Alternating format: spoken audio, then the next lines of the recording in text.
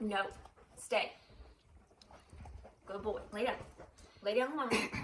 Lay down. All the way. Lay down. Good boy. Good boy, lay down. Good boy. Good boy. Pet Butterball. Good boy, Butterball, too. Yeah, we can pet you both. It's okay. It's so ridiculous. You're jealous, and you have no reason to be. Mom and Dad still love you, even if they give your brother attention. Yeah. Hi. Hi. I know at this point Darren has done a couple of updates for y'all because I have not been vlogging. It's been really Tough. I was gonna say rough, but that doesn't really explain. It's been awful. I've talked about on here before how I've struggled with depression, and I've mentioned my PTSD and starting therapy. And since we've mentioned me starting therapy, I've gotten worse in my illness. Not necessarily physically, but mentally and emotionally.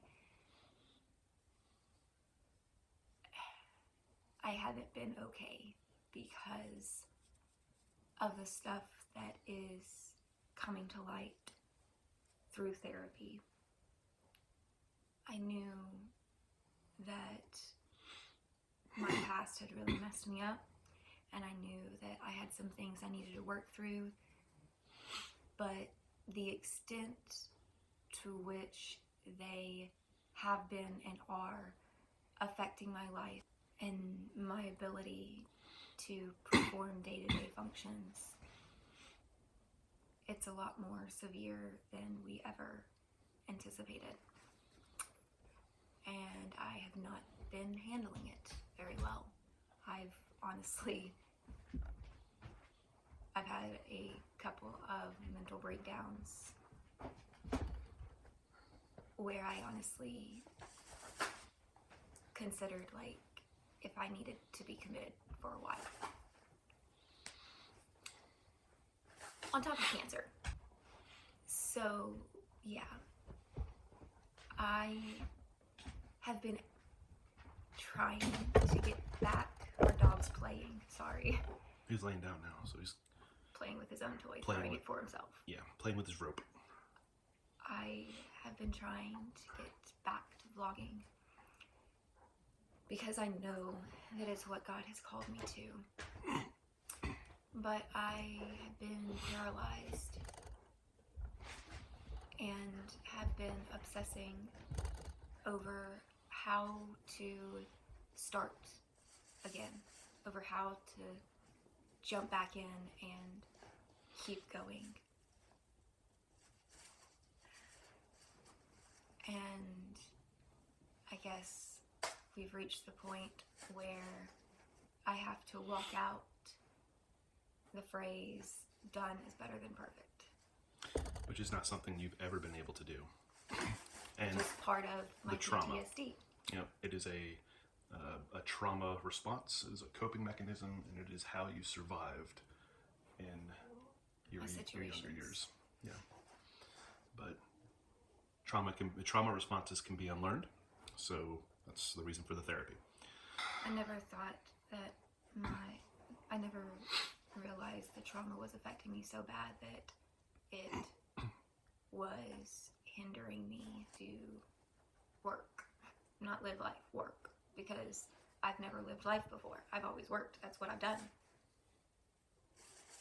And so, I mean, living life, that's something I didn't even know I was missing. But work, it's something that I've always done, and I've always been obsessed with, whatever it is. You know, whether that was in school, my work was the homework and the projects and the extracurricular activities, be it in the business, be it at previous jobs. Work has been what I've always known. until cancer and until all of this that has come to light. So yeah. So I know that God has called me to vlog this journey we're going through, whatever it ends up being. I know that this is what He's called me to do, and I simply have not been doing it. And it has started to really, really get to me that I have been neglecting what I know God is asking me to do. I'm not proud to have to say that I have literally just been not doing it, because for selfish reasons mainly, of me just not being there, like mentally or physically, me being able to do so when it shouldn't be about me. It's about Him, and He's the one who gives me strength for everything that I do, and I need to be relying on His strength and not my own. And so I'm trying to start vlogging again by doing this video. And I want to say that I'll be back and that I'll get going at it again. But there's this part of me that's also ready for the next excuse for me to have a reason not to. Because our vlog isn't fun and games like you see a lot of people doing, just on TikTok, and who are doing this while they travel and have fun. Like this, that's not what our vlog looks like for the most part. And so it's not the easiest thing to do to work on when your life is in shambles. And I don't think that you need to take all that blame onto yourself. A lot of it's been me just ignoring because I didn't want to. Well, remember, like I talked about earlier, or like we've talked about earlier, it's yes. My makeup off. Yes, there is a portion of it that is, hey, you weren't doing what you were supposed to do. And I'm not disagreeing with that. But there's also a portion of it that you were at diminished capacity, not only physically, but mentally as well. Like, we know that for a fact now. Like, we know that, your inability to, a lot of your inabilities to accomplish certain tasks can be linked back to the stuff that we're not going to therapy for. And depression, PTSD, anxiety. The whole gambit, But that's just the thing. Like, there's, like, sure, I'm sure that there is, some blame there. Like, yeah, you can blame yourself, but there's a portion of that too where, remember that he forgives and He understands. And, He walked on this earth, same as us, so that He can relate to us and we can relate to Him in a way. So you do get that mercy, you do get that forgiveness, and it's hard to... It just feels so weird it's a pride thing. If I'm being honest, I've struggled with pride for a long time. I don't want to fail. I don't want to be seen as weak or looked down upon. I don't want to be seen as a burden. I want to be able to hold my own. And it's becoming increasingly obvious to me that I can't do that. And the part that hurts my pride is the fact that we shouldn't be doing that. Like, that's what God is for. Like, He's the one who gives us His strength to get through the day. It's never us to begin with. but it's something that I really struggle with, and I feel very broken right now because I'm going to therapy twice a week because my issues are so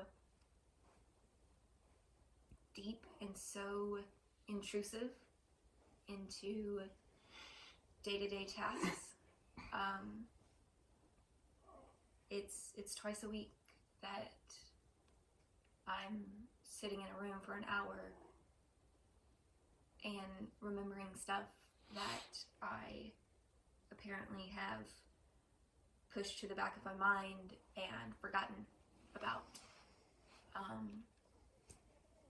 Yet they're still affecting me in ways that we didn't even comprehend. Every therapy session we learn something new about my mental illness and why I am the way that I am, why I have the habits that I have, why I have the tendencies that I have, why I act the way that I do. And it is very eye-opening and very challenging and very humbling and a lot to have to deal with. So, to kind of catch up, last video that I did, we had Thanksgiving, which... The near choking, hospitalized experience. Near-death experience of Thanksgiving. It sounds like a self-help book. Oh, our life, man. Yeah. After the near-death experience of Thanksgiving, it was really scary. We started going to therapy, which It was a couple weeks later that we started going to therapy. But it was put into motion almost directly after it, and it became more and more apparent that the very thing that I was praising her for in the last video, her ability to buckle down and just get stuff done, it's crazy awesome, is part of her... Did y'all see that? What happened? I did a flippy thing and threw this out of my hand. Nice, a flippy thing.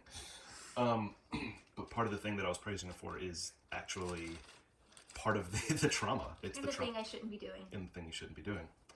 So, yeah. If you don't know what we're talking about, we're referencing the fact that I can and I do push myself beyond my capabilities. Routinely. Very routinely in order to meet expectations that for the most part I put on myself, or I overestimate, again, that pride thing coming into play, I think, overestimate my ability. And I've always done that, but since cancer, it has gotten worse because I'm no longer able to accurately measure appropriately where my boundaries actually should be, like how much I actually have to give, because my cancer body changes so much and my condition changes so much that I can't find normalcy in it. So knowing your limits feels impossible. Yeah, and to a large portion, it is. On a day-to-day basis, you're trying to learn what your limits are. But my limits change every day and have no consistency. Yeah, so it's literally just going to be, over time, you learn what range you're in, and that's kind of difficult. Or what things cause me to be able to do more or less. Like, if I've done X, then I know that Y happens. And I'm not trying to be vague with y'all. I'm using X and Y because we still are trying to figure out what X and Y are. But basically, our therapist, my therapist, has instructed me to try to be aware of those things. I know that if this happens, then I'm going to feel like this, or it's going to take this much out of me. And so we can try to appropriately manage how much I'm able to give on any given day. Which, thankfully, even though it's therapy for me, it's not couples therapy, I was very hesitant to go into therapy. Partially because of the same stuff I'm in therapy for. some of my PTSD is the fact that I have gone to therapists in the past, and what I have said in therapy has been used against me because I was a minor at the time, and it put me in danger. And, you know, like the same stuff that I am going into therapy for are the same things that we are to some extent dealing with right now. Just in the process of me going to therapy, I'm going to therapy to get over my trauma and PTSD, but going to therapy is part of my trauma and PTSD. Oh, I see what you're saying. So, yeah, that's really, really frustrating and very scary and very... It gives me a lot of anxiety. And you've been nauseated every single time we've gone. Yeah, like my anxiety affects me really bad. Even my therapist is amazing, and I do really trust her. Nice. And I can see where it's been helping me. But in the back of my mind, which is one of the things we talked about in this last session I did, even if I don't feel like I have anxiety walking into therapy, it's like my body responds with anxiety, even if I don't feel necessarily anxious in that moment. So that's something that we're having to overcome as well. But thankfully, she has agreed to let Darren stay in the session with me. And so I'm the one who does the majority of the talking. And we are focused like 100% on me. But I know that because of my bad habits and tendencies, I underestimate or overestimate what I'm doing and the effect that it's having on my life. And so Darren can be there to kind of do checks and balances. And so if I knowingly or unknowingly lie to my therapist or don't tell the full truth when she asks me a question, he's able to be like, now wait a second, you've done that before when this happens. And we're able, because I trust Darren so much and because we're so close and because he is my best friend and we're battle buddies. We've gone through a lot together. And so he's the only person who can question me on those things and be like, now wait a second, you do that sometimes when this happens. And because I respect his opinion so much and because I respect our marriage and our relationship so much, and we actively want to have a good and healthy marriage and we pursue that together, he's able to point things out that I'm unable to point out, and it helps ensure that we're actually getting to the root of the problem and I'm not accidentally lying my way through because I'm not even realizing my own habits of overworking myself or stuff like that. Because there have literally been times where I completely and totally feel like, yes, I can do this. Like, yes, I have done this. And then Darren is like, well, actually, you didn't finish. You didn't actually do what you said you were going to do in that time frame or whatever it is.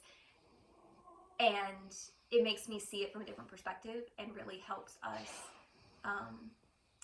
work through the issues. And not only that, but because Darren and I are so close and because my PTSD and trauma, depression, anxiety, all of that right now is so heavily influencing our day-to-day life, and not just me, like it affects our relationship too because of the way that I live and because of the way that I perceive things.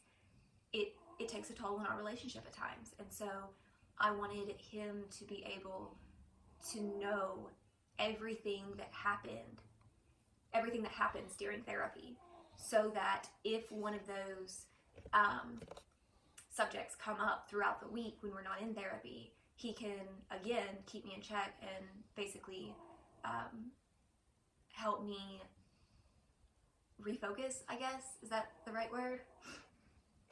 Yeah.